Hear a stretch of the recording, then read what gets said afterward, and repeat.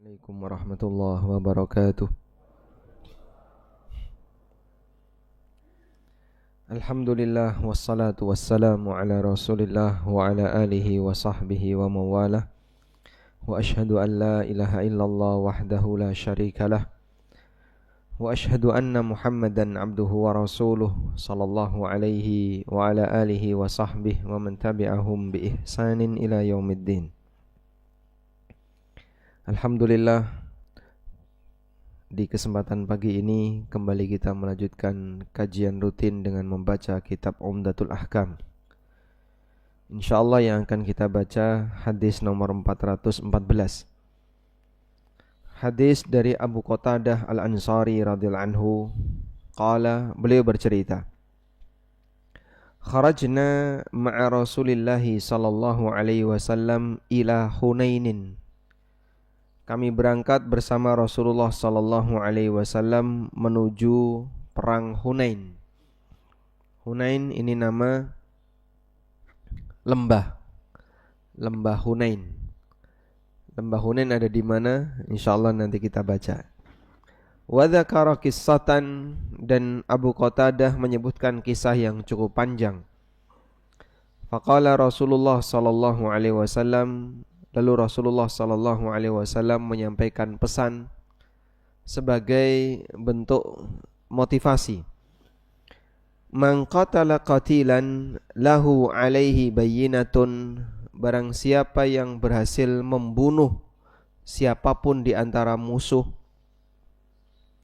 dan dia punya bukti terhadap kegiatan itu. Misalnya saya yang membunuh A, saya yang membunuh B, saya yang membunuh C. Falahu salabuhu, maka dia berhak untuk menerima salabnya. Qalaha thalathan, Nabi SAW menyampaikan sebanyak 3 kali. Hadis riwayat Bukhari dan yang lainnya di bab tentang man lam yukhammas al-aslab, wa Muslim, diriwayatkan oleh Bukhari dan Muslim. Ada istilah salab, sin lam ba, salabun, jamaknya aslab. Apa itu salab? Salab adalah semua perlengkapan yang nempel di badan yang dibawa oleh pasukan ketika dia terbunuh, maka salab seperti ini diserahkan kepada pembunuhnya. Sehingga berkaitan dengan masalah rampasan perang,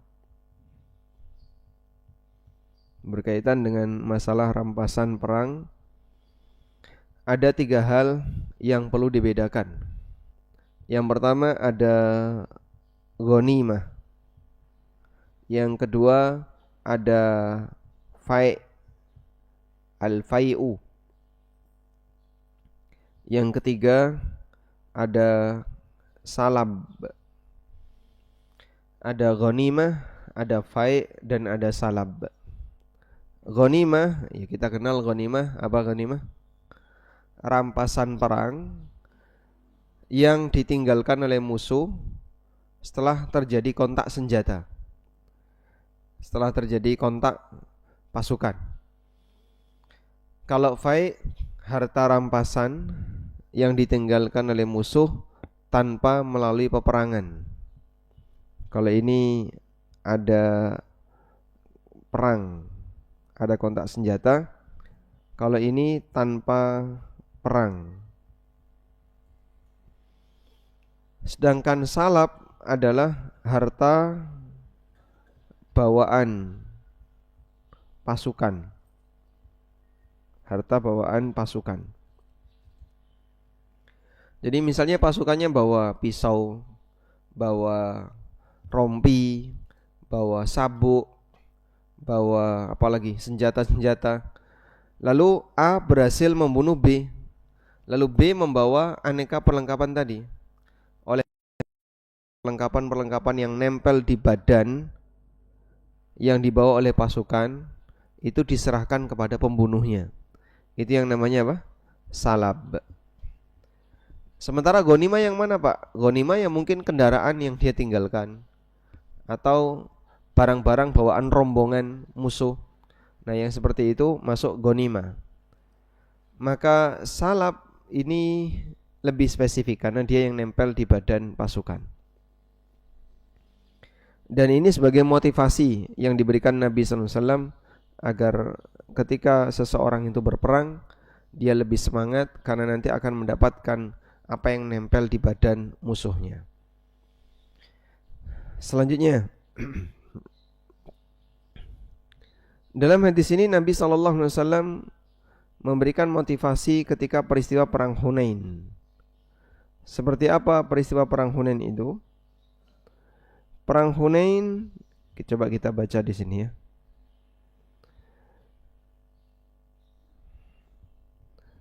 Perang Hunain terjadi pada tahun ke-7 atau pada tanggal 7 di bulan Syawal pada tahun ke-8 Hijriah. Terjadi pada hari yang ke-7 di bulan Syawal, berarti tanggal 7 bulan Syawal tahun 8 Hijriah. Dan perang ini terjadi di lembah namanya Lembah Hunain. Sebuah lembah yang ada di sebelah selatan Dzulmajaz. Jarak antar lembah ini dengan kota Mekah kurang lebih 27 km ke arah Arafah, ke arah Mina. Jarak antara lembah ini dengan Mekah 27, bukan Madinah ya, dengan Mekah. Karena Hunain ini dekat dengan Mekah. Dan kejadiannya setelah selesai Fathu Mekah, Nabi SAW membawa pasukannya ke arah Hunain. Begitu beliau mendengar kabar bahwa orang-orang dari suku, dari kabilah Thaqif dan Hawazun bersiap untuk melawan kaum muslimin. Jumlah pasukan kaum muslimin ketika itu ada 12.000, 10.000 dari penduduk Madinah dan 2.000 dari penduduk Mekah. Apa sebab peperangannya? Telah terjadi Fathu Mekah. Dan dikatakan oleh Ibnu Qayyim rahimahullah, Fathu Mekah adalah Al-Fathul A'zam, sebuah penaklukan yang paling besar dalam sejarah ini, di mana Allah Subhanahu wa taala memenangkan agamanya dan memenangkan rasulnya sallallahu alaihi wasallam serta pasukan yang Allah Subhanahu wa taala jadikan sebagai pembela nabinya. Dan Allah selamatkan negerinya dan Ka'bahnya. Allah jadikan dia sebagai hudan lil alamin, petunjuk bagi seluruh alam. Dan Allah Subhanahu wa taala memenangkan kaum muslimin untuk bisa merebut dari tangan orang-orang kafir musyrikin. Itulah kemenangan yang membuat bahagia, yang membuat gembira para malaikat yang ada di langit. Wa dakhalan nasu bihi fi dinillahi afwaja. Setelah terjadi kemenangan kota Mekah, maka manusia masuk ke dalam agama Allah secara berbondong-bondong, sehingga wa asyraqa bihi wajhul ardi diya'an wabtihajan. Bumi menjadi terang disebabkan karena musuh utama sudah terkalahkan. Ini nuansa yang terjadi pada keadaan Fathu Mekah. Nah, setelah Fathu Mekah dilakukan, ada beberapa kabilah-kabilah yang mereka belum mau taat kepada kaum muslimin. Di antaranya adalah dua kabilah besar, yaitu kabilah Hawazun dan kabilah Thaqif. Dua bani besar, Hawazun dan Thaqif. Kemudian pemuka-pemuka kabilah ini berkumpul, lalu mereka ingin menentukan sikap. Apakah kita harus menyerah kepada Muhammad ataukah kita harus menghadapi pasukannya? Lalu mereka serahkan keputusannya kepada Malik bin Auf. Malik bin Auf inilah yang menetapkan keputusan. Nah, Malik bin Auf ini terkenal pemberani tapi gerusa-gerusu. Pemberani kok gerusa-gerusu. Wah, ini lebih berbahaya bagi keselamatan masyarakatnya. Akhirnya dia yang memutuskan kita harus lawan pasukan Muhammad. Nah, ketika Malik bin Auf ini melawan pasukan Muhammad, Dia mengajak semua kabilah Hawazun dan kabilah Thaqif untuk keluar ikut berperang, baik yang anak-anak, wanita, semuanya ikut. Sehingga tujuannya biar pasukan yang laki-laki ini nggak lari. Anakmu ada di situ, istrimu ada di situ. Kita bareng-bareng untuk melawan pasukan Muhammad sallallahu alaihi wasallam. Ini usulan Malik bin Auf. Dan ini cukup berbahaya hingga ada salah satu di antara pasukan yang dari orang kafir tidak setuju dengan pendapatnya Malik bin Auf. Namanya Darid bin Sommah. Dan dia seorang penunggang kuda yang sangat lihai, pintar dan tahu tentang strategi perang. Dan dia mengatakan kepada Malik bin Auf, "Wahal yaruddul munhazimu syai'?" Nanti kalau kalah, terus apa yang masih tersisa? Laki perempuan campur jadi satu, dikerahkan semuanya, anak-anak kecil juga dikerahkan. Nek kalah entek kabeh ini. Kabilah ini akan hilang. In kanat da'iratu laka, kalau yang menang itu kamu, lam yanfa'ka illa rajulun bisayfihi wa rumhihi. Kalau emang kamu yang menang, pasukan kamu yang bisa melawan mereka itu kan lelaki yang membawa senjata dan yang membawa tombak. Bukan perempuan-perempuan kayak gini, bukan anak-anak. Dan kalaupun kamu kalah, fadhuhta fi ahlika wa malik, kamu akan menghabisi seluruh harta dan keturunanmu. Udah, nanti kalau kalah habis semua. Kabilah ini akan hilang, tidak punya keturunan lagi. Tapi Malik bin Auf tidak mau menerima dan tetap dia kerahkan semuanya. Sehingga karena kesombongan Malik bin Auf inilah yang menyebabkan dua suku ini tetap bersatu untuk atau tetap punya tekad untuk melawan pasukan Nabi Muhammad SAW. Lalu berita tentang keputusan Malik bin Auf sampai di telinga Rasulullah SAW. Lalu beliau menyiapkan pasukan dalam jumlah yang cukup besar. Jumlahnya berapa? 12.000. Dan itu membuat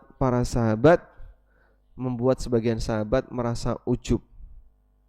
Ujub dengan apa? Banyaknya pasukannya. Allah Subhanahu wa taala mengatakan, "Wa yauma Hunainin id a'jabatkum kathratukum falam tughni 'ankum minallahi syai'a."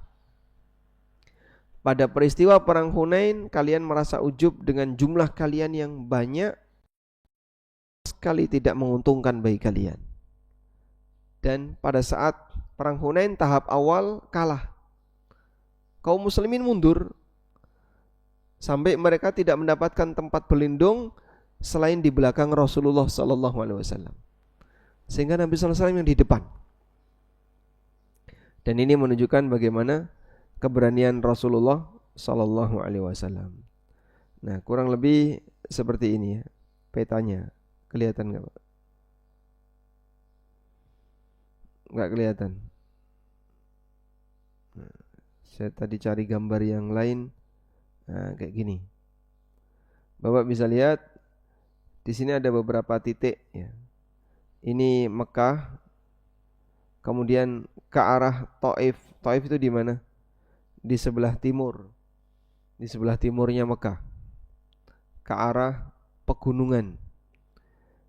Dan inilah lembah Hunain. Jadi pasukan kaum muslimin yang berwarna hijau menuju ke Taif. Lalu pasukan dari suku Hawazun dan kabilah Thaqif tadi, mereka datang dari timur yang merah ini.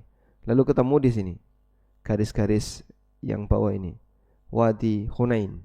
Nah, disinilah terjadi perang. Dan Bapak Ibu bisa lihat bagaimana gerakan pasukan hijau dan pasukan merah.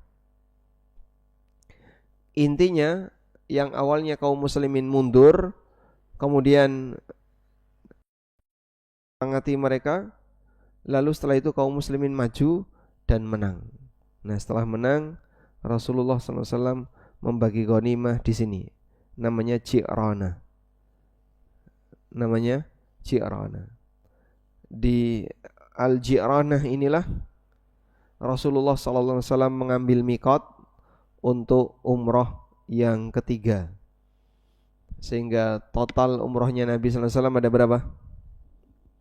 Nabi SAW umroh berapa kali? Berapa? 4 kali. Apa saja itu? Umroh Hudaybiyah, terus umroh Qadha, umroh Ji'ranah, umroh Haji Wada. 4 kali beliau umroh. Nah di Ji'ranah Nabi SAW membagi ghanimah, lalu beliau berangkat umroh. Nah sampai sekarang Ji'ranah ini jadi mikot. Dan ada masjid Ji'ranah. Terkadang bagi jamaah yang pengen ngulang umroh, mereka mengambil mikot di Ji'ranah setelah city tour ke Arafah, ke Mina, ke Muzdalifah, ke Mina, lalu setelah itu ke Ji'ranah. Wallahu alam. Baik. Materi ini beda dengan yang kemarin ya. Kemarin kita bahas tentang Hunain, tapi dari sisi mengambil pelajaran darinya. Kalau di sini kita sedang mengambil kesimpulan tentang fikih perangnya. Wallahu alam. Selanjutnya kita beralih ke hadis dari Salamah Ibnul Aqwa.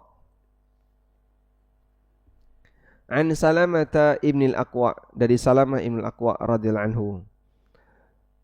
Atan Nabiyya sallallahu alaihi wasallam ainun minal musyrikin. Pernah satu ketika ada ain. Ainun itu artinya apa? Mata. Maksudnya mata-mata. Ada mata-mata yang mendatangi Rasulullah sallallahu alaihi wasallam. Mata-mata ini dari orang musyrik. Wa huwa fi safarin, ketika beliau sedang safar. Fajalasa 'inda ashabihi yatahaddatsu. Lalu Nabi SAW duduk bersama para sahabat, ngobrol dengan mereka. Tsumman fatala, tiba-tiba mata-mata tadi hilang. Faqala Nabi sallallahu alaihi wasallam, maka Nabi SAW berpesan kepada para sahabat, utlubu, cari dia. Faqtulu, bunuh dia. Cari dan bunuh dia. Wah, ini bahaya ini mata-mata ini. Kata Salamah Ibnul Aqwa, faqataltuhu, aku pun berhasil menangkapnya dan membunuhnya. Wa nafalani salabahu, dan Nabi SAW menyerahkan kepadaku salapnya. Salap tadi apa? Semua yang nempel di badan orang tersebut ya. Sehingga kalau dia bawa duit, ya duitnya salap. Bawa HP, ya HP-nya salap. Itu ketika berhasil membunuh satu pasukan musuh. Nah, namanya orang kafir, Pak, kadang mungkin pakai kalung emas, kadang pakai cincin emas, kadang pakai aksesoris-aksesoris emas. Jadi kalau dia berhasil dibunuh, maka keberuntungan bagi yang membunuh mendapatkan salab. Wallahu alam. Baik, kira-kira di sini ketika Nabi sallallahu alaihi wasallam memerintahkan untuk menangkap itu mata-mata dan membunuhnya, kita menerima atau tidak? Hah? Atau rasanya berat? Itu kenapa kok bunuh-bunuhan? Ya, karena ada yang berbahaya. Karena ada yang berbahaya. Mata-mata itu kalau enggak ditangkap, enggak dibunuh, maka akan ada masalah yang lebih serius. Mungkin dia memberikan informasi kepada yang lain. Oleh Nabi SAW ditangkap dan dibunuh. Wallahu alam.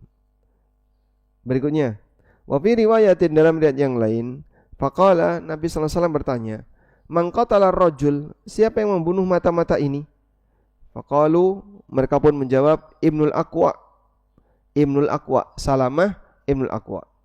Faqala, kemudian Nabi SAW bersabda, lahu salabuhu ajma'u, dia mendapatkan salab dari orang yang dia bunuh tadi. Hadis riwayat Bukhari Muslim. Wallahu alam. Baik. Selanjutnya hadis dari Abdullah bin Umar. Ini sudah mau habis ya. Coba kita baca lebih banyak lagi. Hadis dari Abdullah bin Umar radhiyallahu anhuma. Ba'atha Rasulullah sallallahu alaihi wasallam sariyatan ila Najdin. Nabi sallallahu alaihi wasallam pernah mengutus sariyah.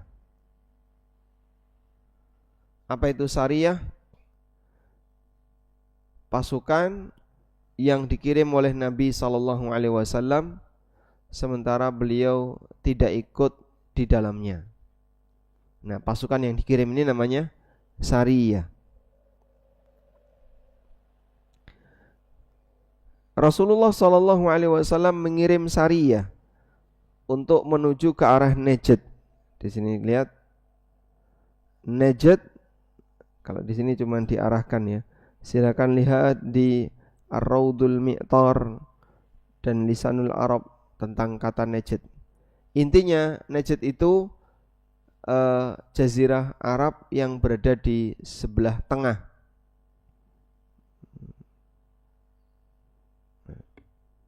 Jadi kalau kita tulis di sini.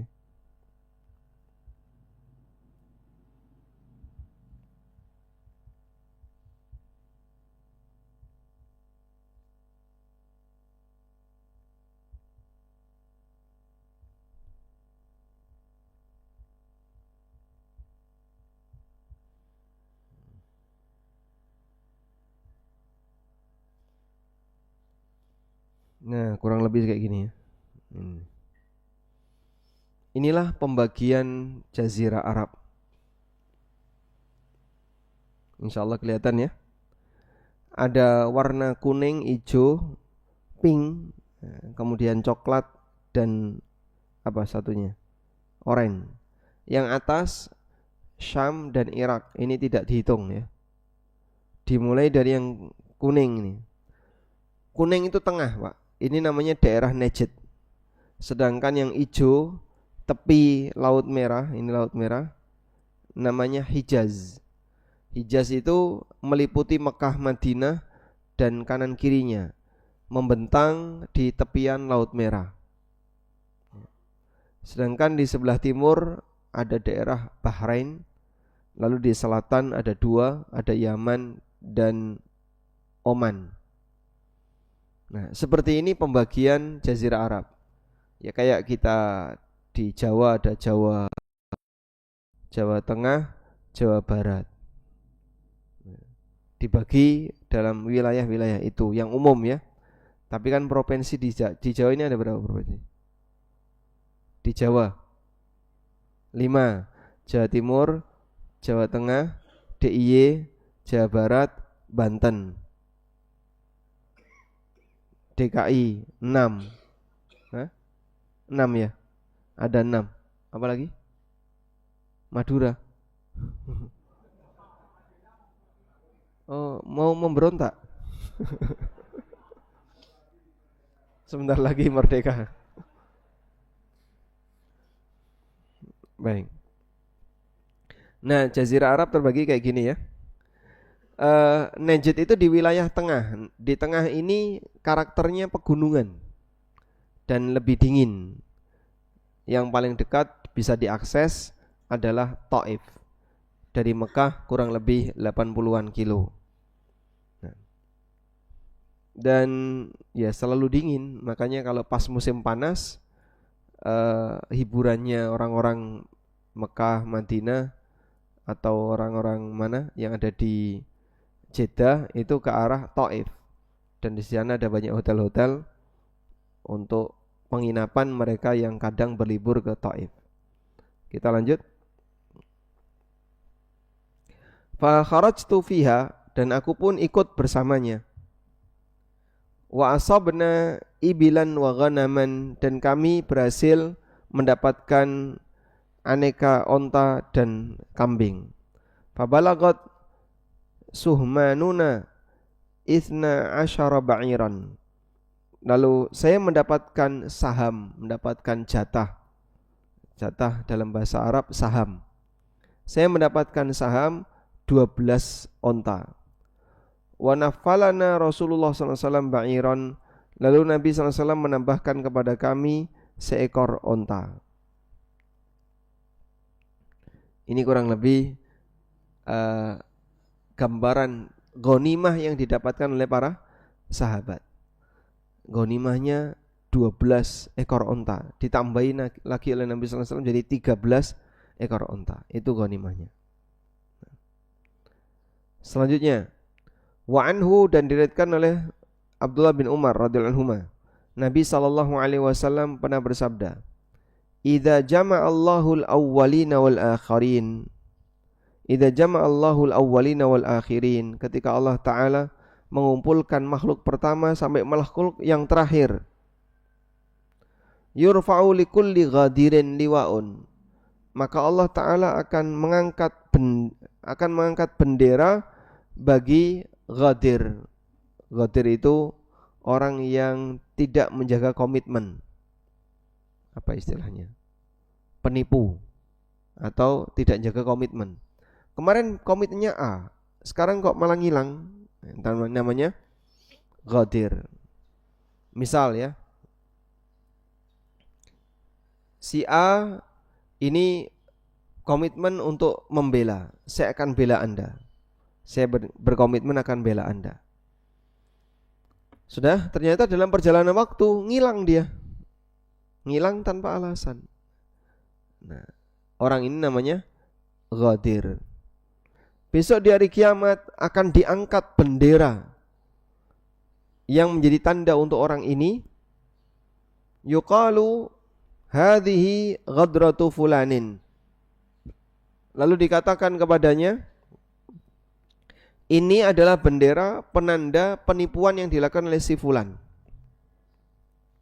Ini penipuan yang dilakukan oleh si fulan. Orang seperti itu disebut ghadir. Dan bahaya ketika orang itu menyalahi komitmen, nanti ditunjukkan oleh Allah, dipermalukan di yaumil qiyamah. Sebagai contoh ya, si A berkasus dengan B. Udah? Akhirnya mereka sepakat mau ke pengadilan. Saat mereka ke pengadilan, si A karena tidak ahli hukum, dia nyari lawyer misalnya. Sudah? Janjiannya, Pak, nanti akan kami dampingi di pengadilan jam sekian. Begitu si A datang ke pengadilan, lawyernya ngilang. Padahal sudah dibayar misalnya, sudah kontrak dan seterusnya. Ternyata lawyernya ngilang, dihubungi nggak bisa. Nah, ini yang penipu yang mana? Lawyernya penipu. Dia menipu si A sehingga si A tadi yang sudah komitmen dengan lawyer, ternyata lawyernya malah ngilang. Selanjutnya, wa anhu radhiyallahu anhuma. Terus apa kaitannya dengan perang untuk masalah penipuan ini? Ya kalau dia sudah berada di pasukan ya harus diikuti sampai selesai. Jangan pulang duluan. Saya izin, tak mundur dulu. Ya jangan. Karena mundur dalam medan perang itu termasuk dosa besar. Wa anhu, dan diriwayatkan dari Abdullah bin Umar radhiyallahu anhuma, anna imra'atan wujidat fi ba'di maghazin Nabi sallallahu alaihi wasallam maqtulatan. Ada seorang wanita yang dijumpai dalam sebagian perangnya Nabi sallallahu alaihi wasallam, wanita ini terbunuh. Loh, kok ada wanita terbunuh? Nabi sallallahu alaihi wasallam melihat itu. Fa ankaran Nabiyyu sallallahu alaihi wasallam qatlan nisa'i wasibyan. Lalu Allah Subhanahu wa taala, lalu Nabi sallallahu alaihi wasallam mengingkari praktek pembunuhan terhadap wanita dan anak-anak dalam perang. Ini dalam perang. Sehingga kalau ada perempuan jangan dibunuh, ada anak-anak juga jangan dibunuh, dibiarkan, kecuali kalau mereka ikut terlibat. Kalau mereka ikut terlibat dalam perang melawan kaum muslimin, bahkan dia berani untuk membunuh kaum muslimin, maka yang seperti ini boleh untuk dibunuh. Wallahu a'lam.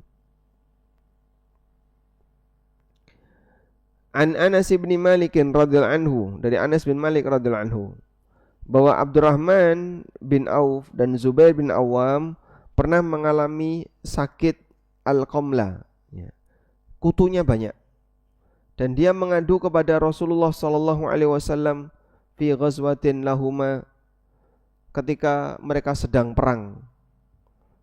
Dalam kondisi perang, kulitnya ini penuh dengan gatal. farakhasa lahuma fi qamisil harir fara'aituhu alaihima. Kemudian Nabi SAW memberikan keringanan untuk menggunakan baju yang terbuat dari sutra karena itu lebih nyaman di kulit. Fara'aituhu alaihima. Kata Anas, aku melihat dua sahabat itu, Abdurrahman bin Auf dan Zubair bin Awam, mereka memakai kain sutra. Tapi tujuannya apa?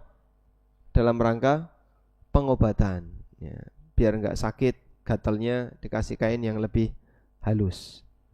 Wallahu alam. Belum bunyi, Pak? Belum. Sudah ngantuk belum? Sudah. Baik, minum dulu, Pak. Silakan. Ya, yang bawa minum insyaallah. Bismillah.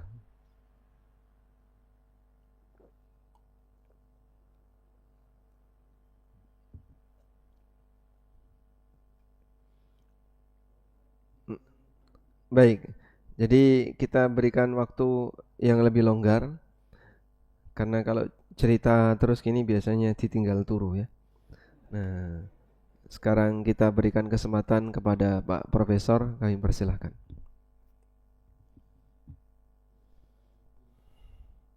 Waalaikumsalam warahmatullahi wabarakatuh.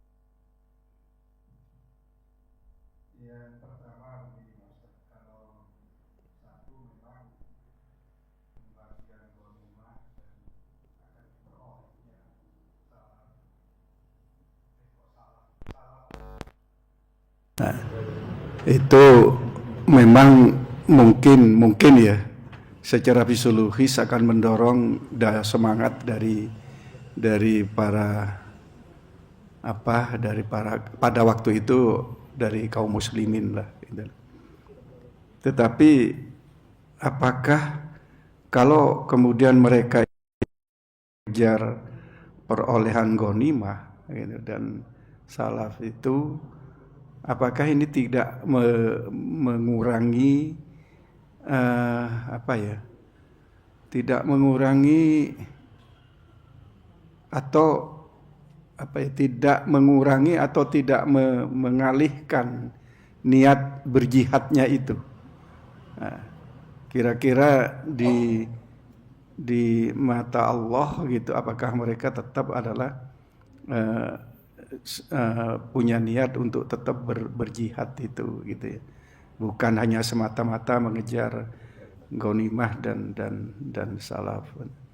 Itu yang pertama, Pak Ustadz. Yang kedua, nampaknya memang dalam perang itu Islam atau Nabi lah mengembangkan sisi-sisi moralnya begitu.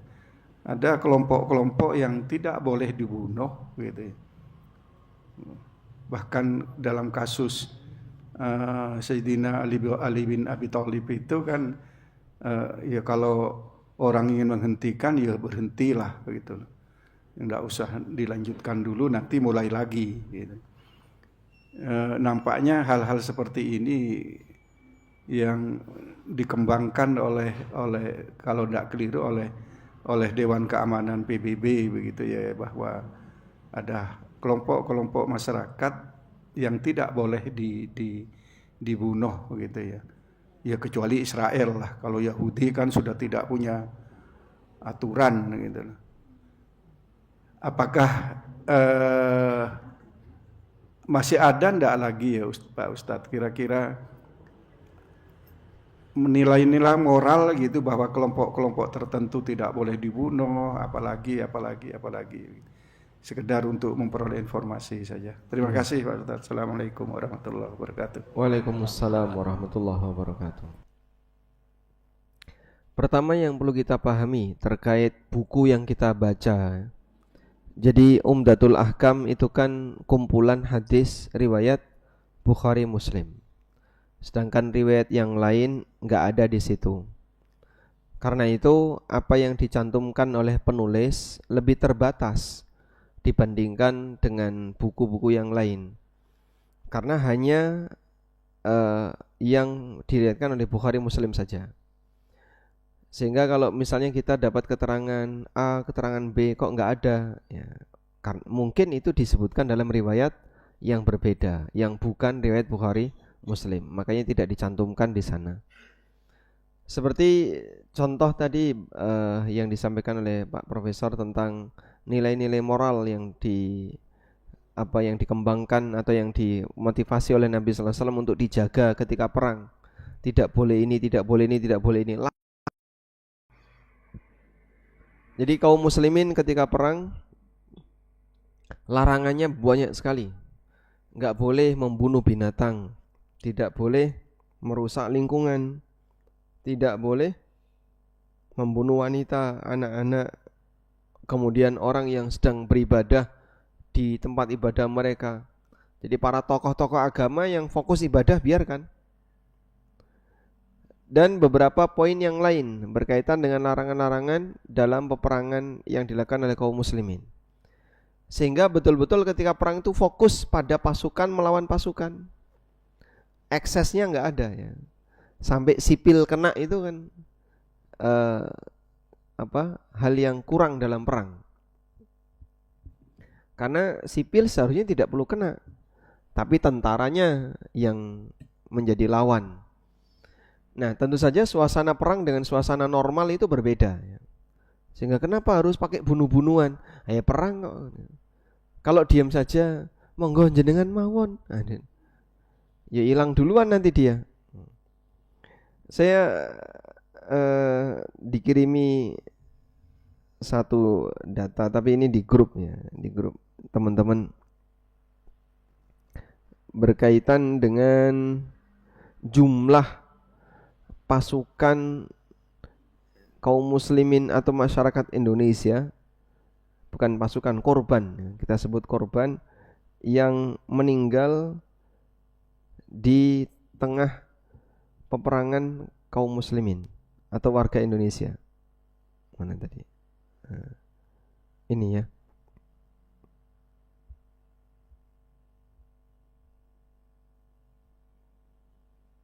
Oh, enggak bisa. Perang Diponegoro tahun 1825 sampai 1830, 200.000 jiwa, termasuk rakyat sipil dan tentara Belanda. Masya Allah, 200.000 jiwa Pak, zaman itu yang mati ya. Berarti banyak sekali warga ketika itu yang terlibat. Perang Aceh tahun 1873 sampai 1904, antara 25.000 sampai 100.000 jiwa pejuang dan rakyat Aceh. Lebih dari 50.000 tentara Belanda. Perang Banjar ada ribuan korban. Perang Padri ini, malah perang Padri ini banyak ini, 25.000 sampai 30.000. Itu di tahun 1800-an, awal 1900, jumlahnya sudah segitu. Berarti kan memang ramai sekali negara ini ya. Kemudian perang kemerdekaan antara 45 sampai 49. Pertempuran Surabaya 16.000 korban, pejuang dan rakyat sipil. Agresi militer Belanda 1 dan 2 tahun 47 sampai 49, lebih dari 100.000 jiwa, termasuk sipil. Pembantaian Westerling di Sulawesi 40.000 jiwa, di Sulawesi Selatan 40.000 jiwa. Dan masih banyak lagi, belum lagi pendudukan Jepang ketika Romusa kurang lebih dari 2 sampai 4 juta, termasuk yang meninggal karena kelaparan dan penyakit. Jadi sudah menjadi suasana umum yang namanya perang yang kayak gini. Orang kafir kalau non muslim ketika membantai kita ya lebih sangar lagi. Yang sipilnya kena banyak. Saya pernah dapat data perang di masa Nabi sallallahu alaihi wasallam dibandingkan dengan perang belakangan, ada istilah ekses ya. Pihak yang seharusnya tidak perlu kena gitu, namanya ekses. Ekses perang di zaman Rasulullah SAW itu hanya kurang dari 3%. Kurang dari 3%. Jadi kalau sampai ada warga sipil, ada perempuan yang terbunuh, anak-anak terbunuh, itu kurang dari 3%. Sedangkan ekses perang belakangan ketika senjata berapi itu sudah ada, ketika senjata api sudah ada, itu lebih dari 200%. Jadi lebih banyak yang sipil. Maka kita bisa lihat sampai sekarang bagaimana cara Israel membabi buta menyerang Gaza misalnya. Nggak pandang bulu, yang di rumah sakit aja dibom. Yang di rumah sakit, Pak. Anak-anak kecil dibantai. Perempuan dibantai. Jadi yang tidak punya potensi perlawanan juga ikut dibantai. Makanya lebih disebut genosida dibandingkan sebatas peperangan. Karena nggak berimbang. Terus pasukannya yang mana? Yang mau diserang? Nggak tahu. Sebab nyatanya mereka lebih banyak menyerang sipil. Ya mungkin bisa 1000% itu. Sipil yang kena. Ini sangat jauh berbeda dengan suasana perang kaum muslimin ya. Di mana perang kaum muslimin eksesnya sangat kecil. Karena Nabi SAW memberikan arahan nggak boleh ini, nggak boleh ini, nggak boleh ini. Dan ini menunjukkan bahwasanya perang tetap ada, diakui, tapi lebih terhormat. Kaum muslimin ketika perang itu lebih terhormat. Wallahu alam. Jadi apa yang disampaikan oleh Pak Profesor tadi betul ya. Kaum muslimin punya aturan yang lebih ketat dalam masalah peperangan dibandingkan non-muslim. Buktinya yang sekarang isu kemanusiaan sering diangkat, pelanggarannya tetap banyak. Di Myanmar misalnya, Burma, Rohingya. Kasus Rohingya, anak-anak kecil, bayi-bayi yang mati berapa? Enggak terhitung, banyak sekali. Ada wanita mbak mati, atau wanita hamil yang bayinya dibunuh di dalam. Karena mereka enggak pingin keturunan-keturunan Rohingya ini semakin banyak. Maka dilakukanlah genosida sampai yang kecil-kecil juga dibunuh. Apakah kemudian ada tindakan internasional yang memboikot Myanmar? Hah? Dulu kan sempat negara-negara ASEAN, tapi Indonesia termasuk yang mendukung. Yang dulu menolak kan Malaysia. Malaysia mau melakukan pemboikotan terhadap Myanmar. Negara-negara Asia yang lain malah dukung. Termasuk Indonesia ikut dukung. Nah, terus kita mau ngomong apa coba? Akhirnya saat mereka ngungsi ke negara-negara tetangga, ya kita ikut kelimpahan para pengungsi-pengungsi Rohingya yang mendarat di Aceh. Dan itu yang mati banyak sekali, mati di laut ya. Kita tidak tahu standar kemanusiaan itu gimana. Termasuk juga yang terjadi di Suriah. Di Suriah, dan ini termasuk di antara tragedi kemanusiaan yang cukup mengerikan ya. Sampai yang bayi-bayi, kita tahu bagaimana suasana bayi Suriah. Habis semuanya, jumlah yang mati banyak sekali, jutaan. Terus gak ada yang kemudian memberikan hukuman karena alasan kemanusiaan untuk Bashar al-Assad. Nah, sekarang dia menyerah dan sudah pergi, digantikan oleh presiden yang baru. Tapi kelakuan Bashar al-Assad belum mendapatkan pembalasan. Dan masih banyak yang lainnya. Oleh karena itu bisa jadi pengadilan di akhirat yang nanti akan menyelesaikan. Pengadilan di akhirat ya. Wallahu a'lam. Begitu Bapak? Baik, mungkin ada yang lain mau menambahkan? Silakan.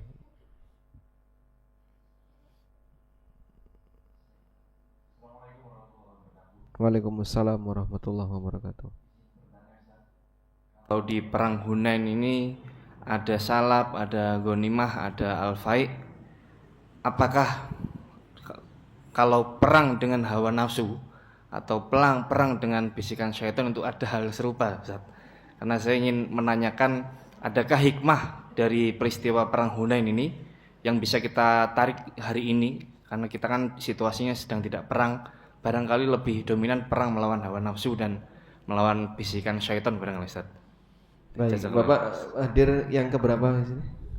Pertama Ustaz. Baru pertama. Iya. Materinya sudah 3 kali yang sebelumnya ini.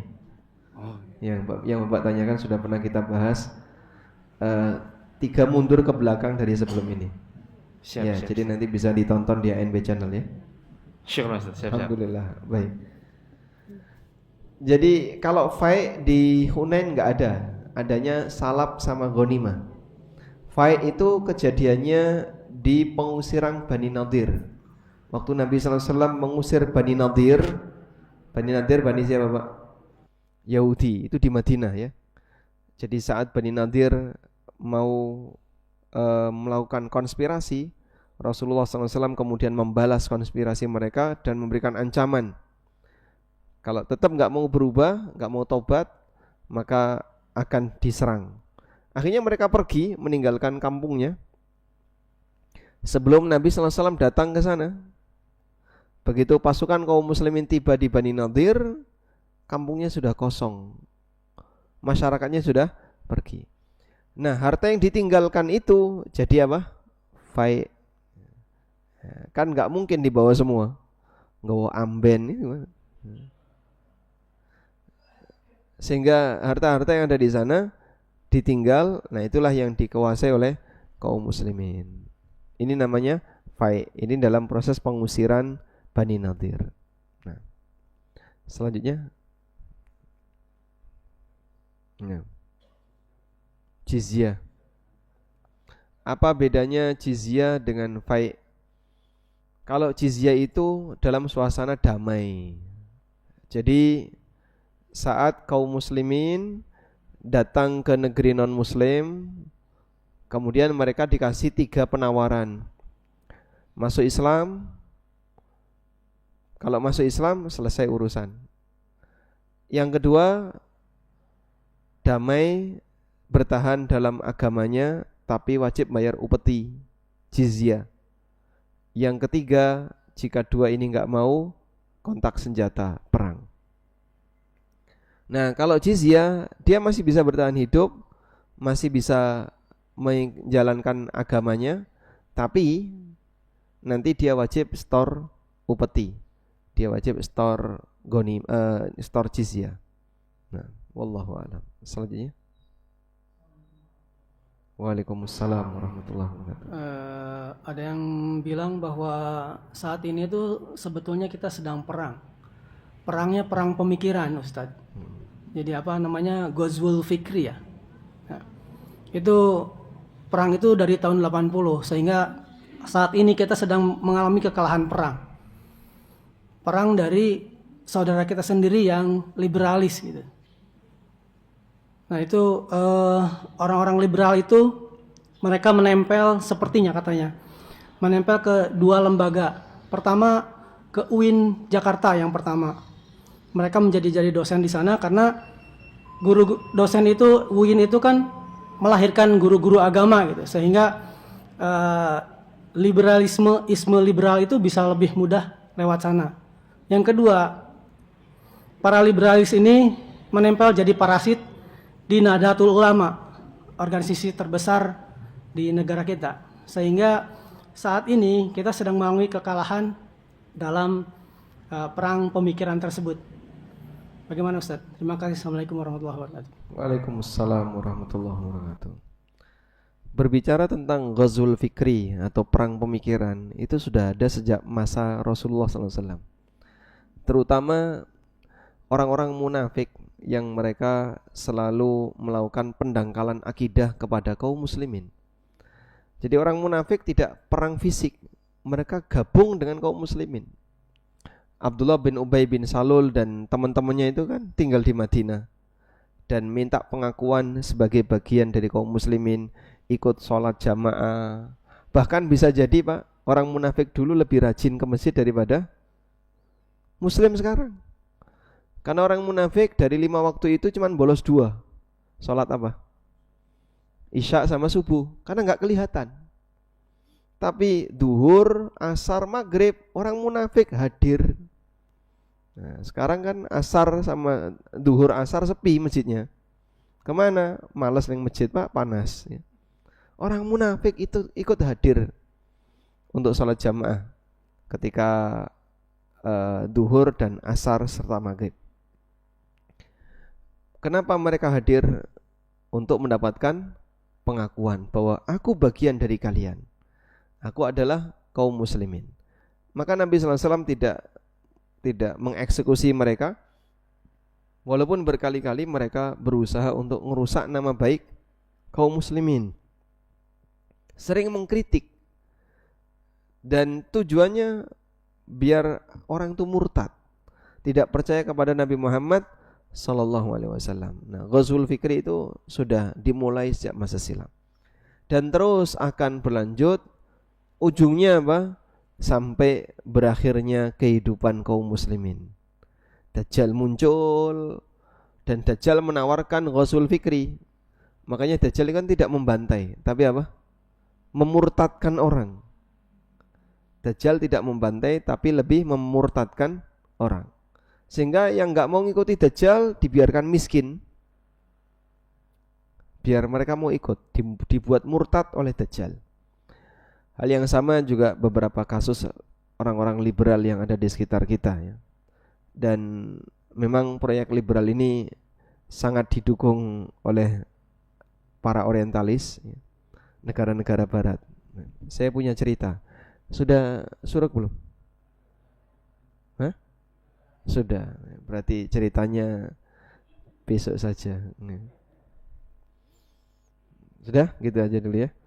Alhamdulillah. Baik, demikian yang bisa kita sampaikan. Mudah-mudahan Anda sabar untuk menunggu ceritanya. Jadi pekan berikutnya insyaallah nanti kita jumpa lagi. Wassallallahu ala nabiyyina Muhammadin wa ala alihi wa sahbihi wasallam. Wa akhiru da'wana anil hamdulillahi rabbil alamin. Wassalamualaikum warahmatullahi wabarakatuh.